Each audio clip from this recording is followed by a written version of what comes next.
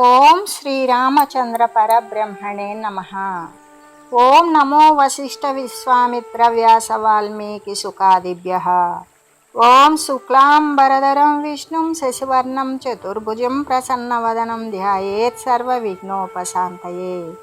ఓం నమో బ్రహ్మాదిభ్యో బ్రహ్మ విద్యా సంప్రదాయ కర్తృభ్యో వంశ ఋషిభ్యో మహద్భ్యో నమో గురుభ్యః. ఓం శ్రీరామో రామభద్రశ్చ రామచంద్రశ్చ శాశ్వతః రాజీవలోచన శ్రీమాన్ రాజేంద్రో రఘుపుంగవః. శ్రీ యోగవాసిష్టము ఉత్పత్తి ప్రకరణము. అయితే ఆ కర్కటి రాక్షసుతో ఆ మంత్రి, ఆ కిరాత రాజ్యం యొక్క మంత్రి చెప్తున్నాడు, ఓ రాక్షసి, నీకు ఇంత కోపం ఎందుకు?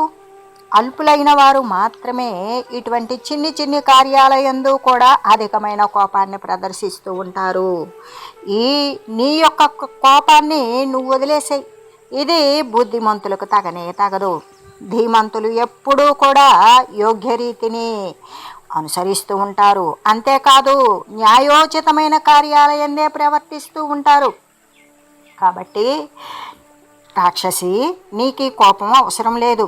అల్పులైన వారు మాత్రమే చిన్న చిన్న స్వల్ప కార్యాలకు కూడా అధికమైన కోపాన్ని, వేగిరపాటుని కనబరుస్తూ ఉంటారు. కాబట్టి త్వాదృశానాం సహస్రాణి మశకానామి వాబలే అస్మాకం ధీరతా వాత్యా వ్యూఢాని తృణవర్ణవత్.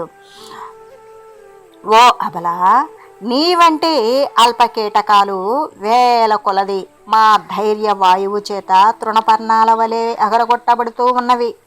ఓ అబల అంటే ఓ అర్భకురాల, నీ వంటి అల్పకీటకములు, నీలాంటి వాళ్ళు, వేల కొలది దోమల్లాంటి వాళ్ళు మా యొక్క ధైర్యము అనే జంఝామారుతముతోటి ఉన్నదో దాని చేత, మా ధైర్యం అనే వాయువు చేత గడ్డి పోచలలాగా ఎగరగొట్టి పడిపోతూ ఉంటారు.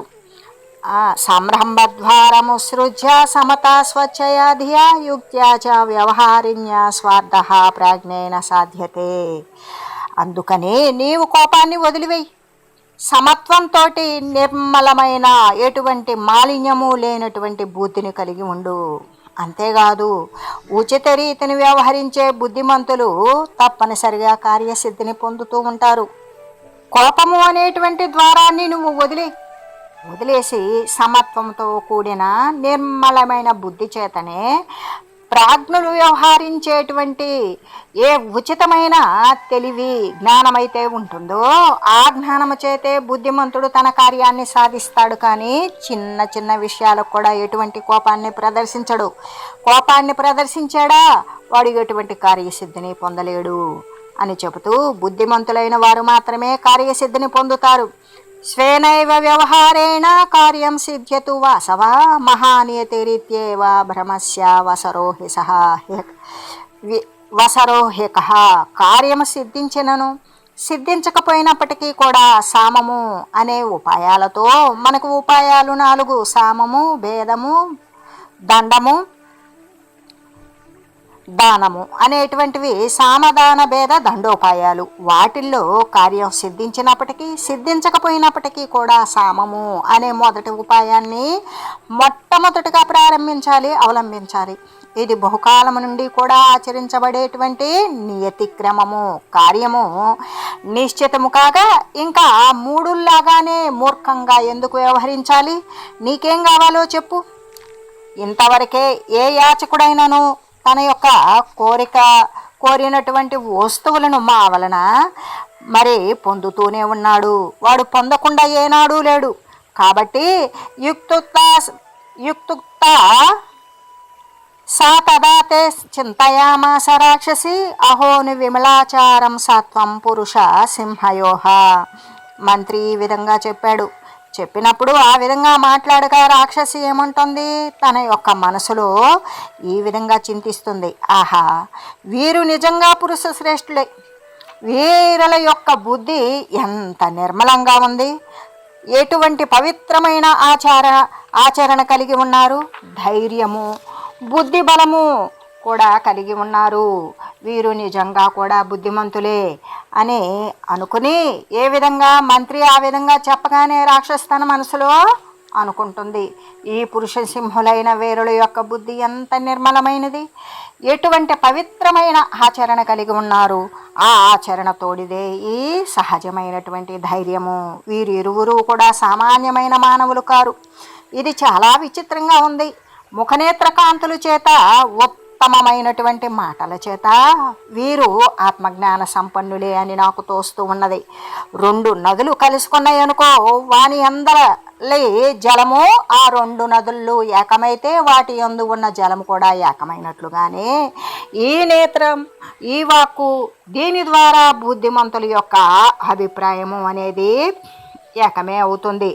ఇప్పుడు నేను నా వారల యొక్క, వారు నా యొక్క, మరి నేను వారి యొక్క, వారు నా యొక్క అభిప్రాయాలను ఎరిగి ఉండవచ్చు. కాబట్టి వీరులను ఏమాత్రము కూడా చంపరాదు.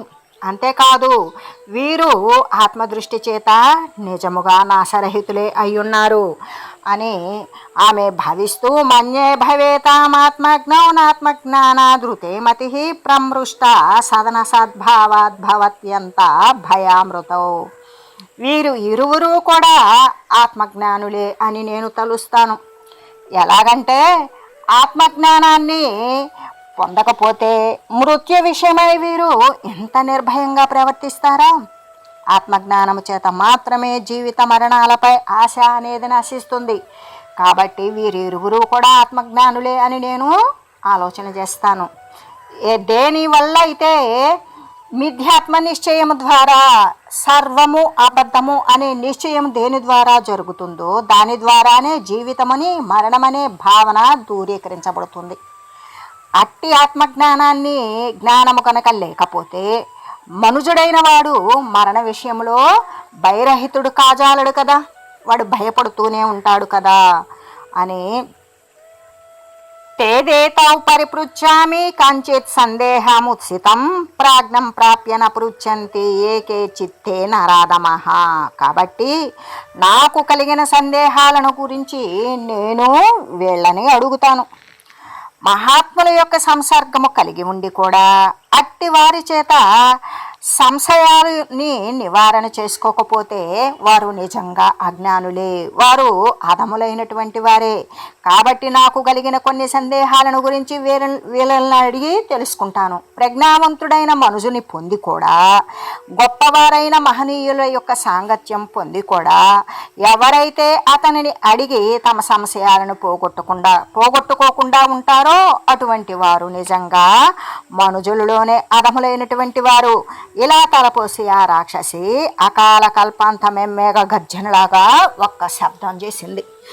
ఆమె ఆలోచన చేసి గర్జించుకొని ఇట్లా పలికింది, ఓ పాపరహితులకు ధీర పొంగవులారా, మీరెవరు తెలియజేయండి. నిర్మలమైన చిత్తంతో కూడిన ఆ మీ యొక్క నిర్మలాత్మ చిత్తము కలిగిన మీ దర్శన మాత్రము చేతనే మిత్రత్వం అనేది సిద్ధిస్తుంది కదా అని అన్నది. అప్పుడు మంత్రి అంటున్నాడు, ఓ రాక్షసి, ఈతడు కిరాతుల ప్రభువు, నేను వీని మంత్రిని. రాత్రులందు సంచరిస్తూ ఉంటాము.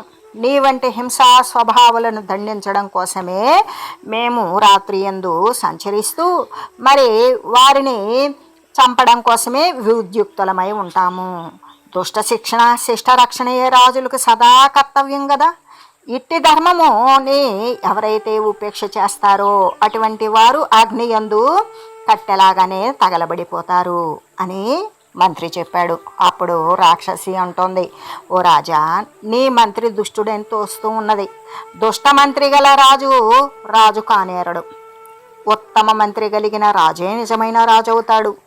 కాబట్టి మరి రాజు వివేకము చేత మొదట ఉత్తమున్నే తమ మంత్రిగా ఏర్పాటు చేసుకోవాలి. ఉత్తమమైన మంత్రి చేత రాజు కీర్తిని పొందుతాడు. అంతేకాదు, రాజు ఎలా ఉంటాడో వాని ప్రజలు కూడా అలాగే ఉంటారు. సమస్త గుణజాలానాం అధ్యాత్మ జ్ఞానముత్తమం తద్విద్రాజా భవేద్రాజా తద్విన్మంత్రి చ మంత్రవేత్. సమస్త గుణములందు కూడా ఆత్మజ్ఞానమే ఉత్తమమైనది. కాబట్టి ఆత్మజ్ఞుడు ఎవడైతే ఉంటాడో వాడే శ్రేష్టమైనటువంటి మంత్రి. ఆ మంత్రణాది కార్యాలయందు వాడు మంచి ప్రావీణ్యం కలిగి ఉంటాడు. అని చెబుతూ సమస్త గుణ సమూహాల యందు కూడా ఆధ్యాత్మ జ్ఞానమే ఉత్తమమైనటువంటి జ్ఞానము. అట్టి ఆధ్యాత్మ జ్ఞానం ఎరిగిన రాజు ఉత్తమ రాజు. అట్టి ఆత్మజ్ఞానం ఎరిగిన మరి మంత్రి వాడే ఉత్తమమైనటువంటి మంత్రి. అంతేకాని మరి మిగిలిన మంత్రి అనేటువంటి వాడు కాడు. ఆ మంత్రియే ఉత్తమమైనటువంటి మంత్రాంగాలు మంత్రణావేత్త అయి ఉంటాడు అని చెబుతుంది కర్కటి రాక్షసి. ఆత్మజ్ఞానము అంటే అది రాజవిద్య. అందుకే అన్నింటికంటే కూడా రాజవిద్య అని మొట్టమొదట శ్రీ వశిష్ఠ దేవులు రాజుల చేత అనుసరింపబడిన విద్య కాబట్టి అది రాజవిద్య, ఆధ్యాత్మ విద్య అని చెప్పబడింది. అలాగే ఉత్తమమైనటువంటి ఆత్మజ్ఞానం ఎవరికైతే ఉంటుందో అది రాజవిద్య. ఒకవేళ ఆత్మజ్ఞానం లేకపోతే నిజమైనటువంటి రాజవిద్య లేదు. అలా కనుక రాజవిద్య లేకపోతే రాజు సమదృష్టి కలిగి వర్తించడం అనేది సంభవించదు. అట్టి రాజవిద్య తెలియని మంత్రిగాడు. అంతేకాదు రాజు కూడా రాజు కాదు. ఆ ఆత్మజ్ఞానము అంటే ఆ రాజవిద్యని ఎవరైతే ఎరిగి ఉన్నారో మరి వారే ధన్యులు. ఒకవేళ మీరు ఎరిగి ఉన్నారా మీరు ధన్యులే. అట్లాగే మీరు శ్రేయాన్నే పొందుతారు. ఎరగకపోతే మీరు అనర్థాన్నే కలుగజేసేటువంటి వారే అవుతారు. నా స్వభావానుసారం ఇట్టి మిమ్ములను మృంగివేస్తాను. మీరు గనక ఇటువంటి ఆత్మజ్ఞానం లేని వారైతే నేను మృంగి నా ఆకలి తీర్చుకుంటాను. నా ప్రశ్నలకు మీరు మీ స్వబుద్ధి చేత విచారించి బాలుడు గనక తల్లిదండ్రులకు ప్రీతిపాత్రుడైనట్లుగానే మీరు కూడా నాకు అప్పుడు ప్రీతిపాత్రుడవుతారు. నేను మిమ్మల్ని ప్రశ్నలు వేస్తాను. ఆ ప్రశ్నలకి మీరు సరైనటువంటి సమాధానం చెప్తే బిడ్డ కనుక తన తల్లిదండ్రులకు ఇష్టమైనట్టుగానే మీరు నాకు సరైన సమాధానం చెప్తే ఇష్టమైన వారు అవుతారు అని చెప్తూ, ఓ రాజుగా, ఓ మంత్రి, నేను అడగబోయేటువంటి ప్రశ్నలకి సమాధానం ఇవ్వండి.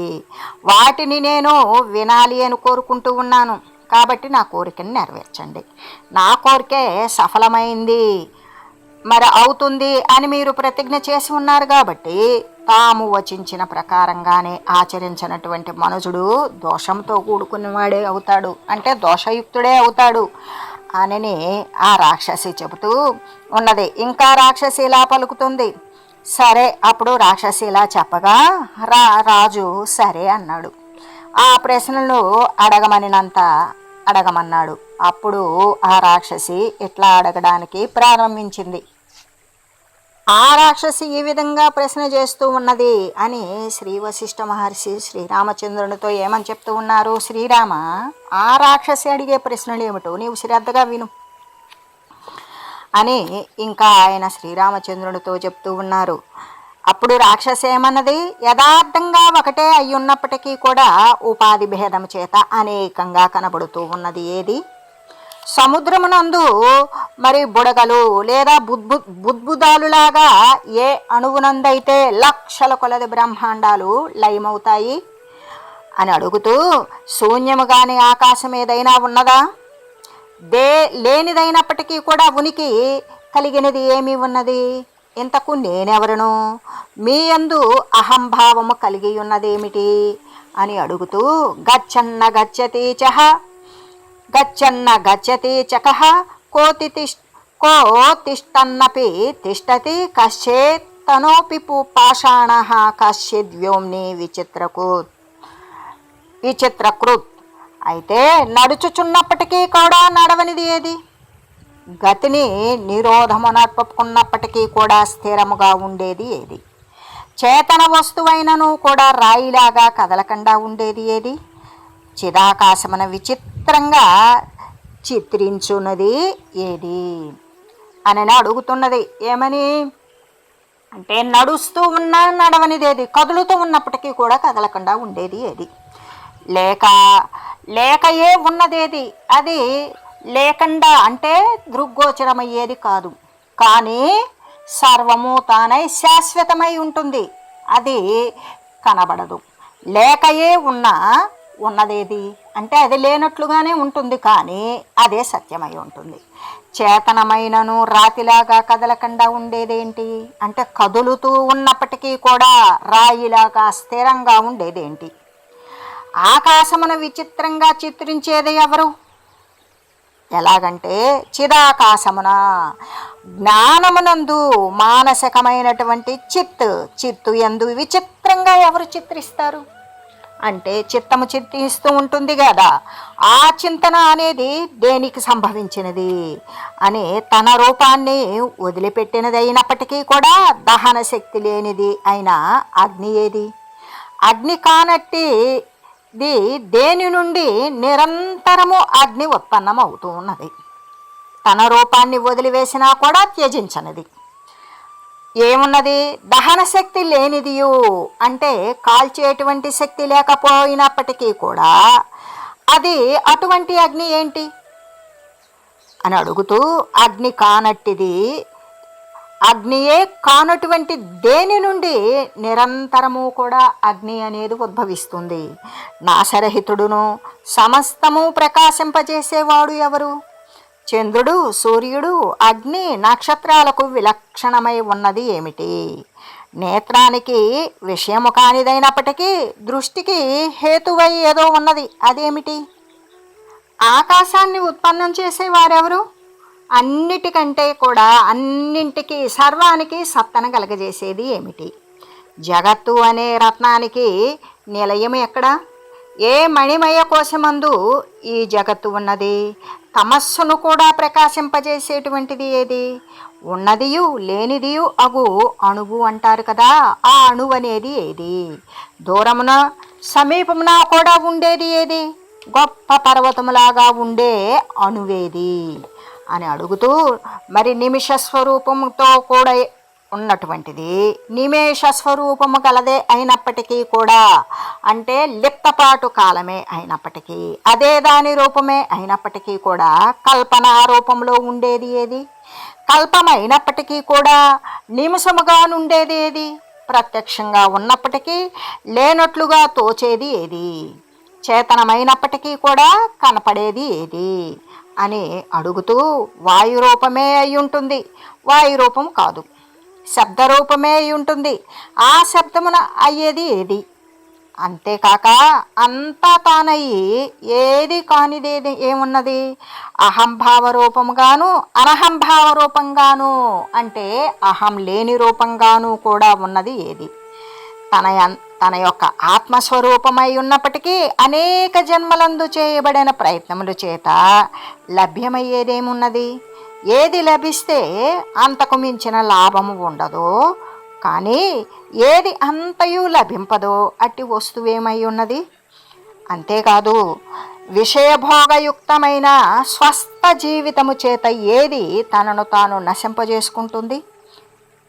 మేరు పర్వతాన్ని కూడా తన యందు ధరించేది, త్రిలోకాలను కూడా తృణప్రాయంగా చూసేది అయిన అణువంతది అంటారు కదా, ఆ అణువేది? అణువై ఉన్నప్పటికీ కూడా అనేక యోజనాల యందు వ్యాపించున్నది ఏమై ఉన్నది? దేనిని చూడడం వల్ల జగత్తు అనే బాలుడు నృత్యం చేస్తాడు? గొప్ప పర్వతాలు కూడా ఏ అణువునందు ప్రవేశిస్తాయి? తన సూక్ష్మత్వాన్ని త్యజించకుండానే ఏది మేరు కంటే కూడా అధికమైన స్థూలత్వాన్ని కలిగి ఉన్నది? కేశము యొక్క చివర భాగము కంటే కూడా సూక్ష్మంగా ఉన్నప్పటికీ పెద్ద పర్వతములాగా ఉండే అణువు ఏది? ఏమై ఉన్నది? ప్రకాశము అంధకారము కూడా వ్యక్తపరిచేటువంటి అణువేది? వృత్తి సహిత జ్ఞానమంతా కూడా ఏ అణువునందు ఉన్నది? అత్యంత స్వాదిష్టమైనను మధురాది రసవర్జితము అయిన అణువేది అంటే రుచికరమైనది, మరి రుచి రహితమైనది కలిగిన అణువు ఏది? సమస్త పదార్థాలకు విలక్షణమై ఉన్నప్పటికీ అన్నిటికీ కూడా ఆశ్రయభూతమైనది ఏది? సర్వానికి ఆశ్రయం ఏది? తన్ను ఆచ్ఛాదించుకొనలేకపోయినప్పటికీ జగత్తును ఆచ్ఛాదించేది ఏది? దేని శక్తి చేత ఈ జగత్తు ప్రళయమందును సత్స్వరూపమై వెలయుచూ ఉంటుంది? అవయవరహితమే అయినప్పటికీ అనేక హస్తాలు నేత్రాదులు కలిగినదేది? అనేక కల్ప మహాకల్పాలకు కూడా సమమైన నిమిషము కాలమేది. యథార్థంగా ఉత్పన్నం కాకపోయినప్పటికీ ఏ బీజము నుండి సృష్టి కాలమున జగత్తు అనే వృక్షము ఆవిర్భవిస్తుంది? మరి ప్రళయకాలమున అస్పష్టంగా ఉంటుంది. మళ్ళీ కూడా దాని యందు ఎలా లయిస్తుంది? బీజమందు అంటే చిన్ని గింజయందు వృక్షములాగానే ఏ నిమిషమందు కల్పము అనేది ఉన్నది. ప్రయోజనము కర్తృత్వము లేకపోయినను అన్నింటికీ కర్తయ్యగువాడు ఎవడైనా ఉన్నాడా? భోగ్య పదార్థ సిద్ధి కోసం తన రూపాన్నే దృశ్యంగా చేసుకును ద్రష్ట ఎవడు? ఇంతకు బాహ్య జగత్తును గాంచుచూ ఉన్నప్పటికీ కూడా మరి నేత్రరహితుడైన వాడు తన ఆత్మనే దర్శించువాడు ఎవడు? దృశ్యమంతా అబద్ధము అనేటువంటి సిద్ధిని పొందడం కోసం తన దృశ్యరహితమైన అఖండాత్మస్వరూపముని చూడడానికే సమ్ముఖమున ఉన్నప్పటికీ కూడా, ఎదురుగా ఉన్నప్పటికీ కూడా ఆ దృశ్యాన్ని ఎవడు చూడకుండా ఉన్నాడు? ద్రష్ట దర్శన దృశ్యాలు ప్రకాశింపజేసేవారు ఎవరు? సువర్ణమందు బంగారమునందు ఆభరణాలలాగానే ఈ త్రిపుటిని ఎవడు తన యందే వ్యక్తం చేస్తూ ఉన్నాడు? మహాసముద్రముందు తరంగంలాగానే ఈ అల్పమైన జగత్తు ఎవనికంటే భిన్నము కాదు. అంతేకాకుండా సముద్రము కంటే తరంగం వేరుగా కనిపించినట్లే అని కోరిక చేతనే ఈ జగత్తు వేరుగా ఎలా కనబడుతుంది? సముద్రం కంటే ద్రవత్వం భిన్నము కాదు. ఈ ద్వైత ప్రపంచము అంతా కూడా దేశము కాలము వస్తువుల చేత అపరిచ్ఛిన్నమును అయ్యుండగా సూక్ష్మమును అయినా ఏ వస్తువు కంటే భిన్నం కాకుండా ఉంటుంది. అంతేకాదు బీజమందు వృక్షములాగానే ద్రష్ట దర్శన దృశ్యాలతో కూడి సదసత్స్వరూపమై ఉన్న ఈ త్రిలోకాలను ఎవరు తన యందు సర్వదా ధరిస్తూ ఉన్నారు? భూతకాలము భవిష్యత్ కాలము వర్తమాన కాలము రూపమైన ఈ అబద్ధజనితమైన జగజ్జాలమంతా కూడా బీజమునందు వృక్షములాగా ఏ సమస్త వస్తువునందు సర్వదా స్థితిని పొందుతూ ఉన్నది. ఉత్పత్తి రహితమైన ఏ వస్తువు తన ఏకస్వరూపాన్ని వదిలిపెట్టకుండానే బీజాన్ని వృక్షరూపంగాను వృక్షమును బీజరూపంగాను చేయుచు సవికారమైన జగత్తు అగుచూ ఉన్నది. దేని చెంత మహామేరువు కూడా కమల సూత్రములాగా తామర తోడులాగా అదృఢమై ఉంటుంది. ఏది తన యందు కోట్ల కొలది మందర పర్వతాలు కలిగి ఉన్నది? ఉపాధి భేదము చేత అనేక చైతన్యాలతో అంటే జీవుల యొక్క కూడిక ఈ విశ్వమును ఎవరు విస్తరించారు? దేని శక్తి నీవు సమస్త వ్యవహారాల యందు కూడా లెస్సగా ప్రవర్తిస్తూ ఉన్నావు? దేని దర్శనము చేత నీవు నిర్మల బుద్ధి కలిగి అంతేకాక దానికి వేరు కాకుండా దేనిని కూడా తలంపకుండా ఉంటావో అట్టి వస్తువును నా చిత్తశాంతి కొరకై నీవు చెప్పు. దానిని గురించి అప్పుడు నువ్వు సరైనది చెప్తేనే నా చిత్తం శాంతిస్తుంది. ఓ రాజా, నిర్మల చంద్రుని నుండి మేఘము మొదలైన ఆవరణలు తొలగనట్లుగానే నీ యొక్క సమాధానాలతోటి నా సంశయాలు తొలగిపోతాయి అనుకుంటున్నాను. ఎవడైతే ఈ సంశయాలను నివర్తించడానికి ఆసక్తుడవుతాడో అతడు విద్యతో కూడి ఉండును గాక అట్టివాడు పండితుడుగా పేర్కొనబడడు అని ఆ రాక్షసి అడుగుతూ ఉన్నది. అడుగుతూ క్రమంగా ఈ నా సంశయాలన్నింటినీ బుద్ధిమంతులకు మీరు శీఘ్రముగా నివారించండి. అలాగా నాకు సరైన సమాధానం గనక మీరు ఇవ్వకుంటే ఒక్క క్షణంలో నా రాక్షస స్వభావము అనే అగ్ని ప్రజ్వరిల్లుతుంది. దానిలో కట్టెల వల్లే మీరు నశించిపోతారు అని చెబుతూ అట్లు మిమ్మలను నశింపజేసిన తర్వాత ఈ దీర్ఘదేహిని పెద్ద శరీరం కలిగిన నేను శీఘ్రముగా మీ రాజ్యంలో ఉన్నటువంటి ప్రజలందరూ కూడా వరుసగా మృంగివేస్తాను. కాబట్టి నా ప్రశ్నలకు తగినటువంటి సమాధానాన్ని ఇచ్చి మీ ప్రజలను వారి యొక్క క్షేమాన్ని కూడా కాపాడండి. ఎలాగంటే ఆత్మజ్ఞాన శూన్యులకు మూర్ఖులకు భోగవైభవం అంతయు కూడా వారి యొక్క నాశనం కొరకే అవి ఉంటుంది కదా అని అన్నది కర్కటి రాక్షసి. ఇత్యుక్త్వా విపులగభీరా మేఘనాద ప్రోల్లాస ప్రకటగిరా నిశాచరిష తూష్ణీమాప్యతి వికటాకృతి సదా శ్రీచ్యుద్ధాంత శరదమలాభ్రమండలివా. ఓ రామచంద్ర, ఈ విధంగా మేఘగర్జనులు గంభీరమైన ఉచ్చస్వరముతోటి ఆ రాక్షసి ఇలా పలికింది. భయంకర రూపాన్ని దాల్చి ఉన్నది, అయినప్పటికీ కూడా మౌనాన్ని వహించుకొని ఉన్నది. శుద్ధమైన శరత్కాల మేఘంలాగా శాంతముగా ఉన్నది అని చెబుతూ ఇంకా ఏమని చెప్తూ ఉన్నారు అంటే, రామ, ఆ భయంకర రాత్రి సమయమందు మహా అరణ్యమందు రాక్షసి ఈ విధంగా ఉత్తమమైన ప్రశ్నలు చేయొచ్చు ఉంది. అలా చేయగా అప్పుడు ఆ ధీశాలియగు ఆ మంత్రి ఈ విధంగా చెబుతూ ఉన్నాడు. ఏమని అంటే, మేఘములాగా శోభిస్తూ ఉన్నవో రాక్షసి, మత్త గజేంద్రమును సింహము భేదించులాగానే నీ ప్రశ్న క్రమం అంతా కూడా నేను భేదించి వేస్తాను. ఏ విధంగా ఎంత మదపటేనుగునైనా సరే సింహం అనేది చంపివేస్తుంది, అలాగే నీకు కలిగినటువంటి ప్రతి ప్రశ్నను కూడా నేను నీకు నివారిస్తాను అని చెబుతూ, భవత్యా పరమాత్మైష కదిత క్రమలేక్షణే అనయైవ వచోభంగ్య ప్రశ్న విద్బోధయోగ్యయ. ఓ కమలేక్షణి, తామర రేకుల వంటి కన్నులు కలిగిన దాన, ఉత్తమమైనటువంటి వచనాల చేత నీవు పరమాత్మను గూర్చియే తెలిపినావు. నీ మాటలు ఎలా ఉన్నాయి అంటే, ఏ విధంగా అంటే, నీ యొక్క ప్రశ్నలు ఆ ప్రశ్న వేత్తల యొక్క బోధకు తగినట్లుగానే నీవు ఈ వాక్యాల చేత నీవు పరమాత్మను గురించే అడిగావు. ఏ సర్వవ్యాపకమైన శాశ్వత తత్వం అయితే ఉన్నదో దానిని గురించే అడిగావు. నీవు పరమాత్మను గూర్చే తెలిపావు. మరి అది ఎటువంటిది అంటే, వాగతీతము అంటే వాక్కుకు అందనటువంటిది. పంచేంద్రియాల చేతను ఏది శ్రోత్రము, చక్షువు, త్వక్కు, చక్షువు, జిహ్వ, ఘ్రాణము జ్ఞానేంద్రియాలకి అందనటువంటిది. మనస్సు చేత కూడా పొందశక్యమయ్యేది కాదు. ఆత్మకు అణుస్వరూపము ఆకాశము కంటే కూడా సూక్ష్మమై ఉన్నది. అంతా అదే ఉన్నది, ఏమీ లేనిదై ఉన్నది.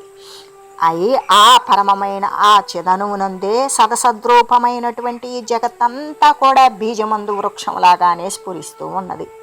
సద్వస్తువు సర్వుల యొక్క అనుభవ రూపం అవడం చేత, అందులో ఆత్మయై ఉండడం చేత, సృష్టి ప్రారంభము యందును స్థితి కలిగి ఉన్నందుచేతను సమస్త పదార్థాలు కూడా దాని వలననే సత్తను పొందుతూ ఉన్నవి.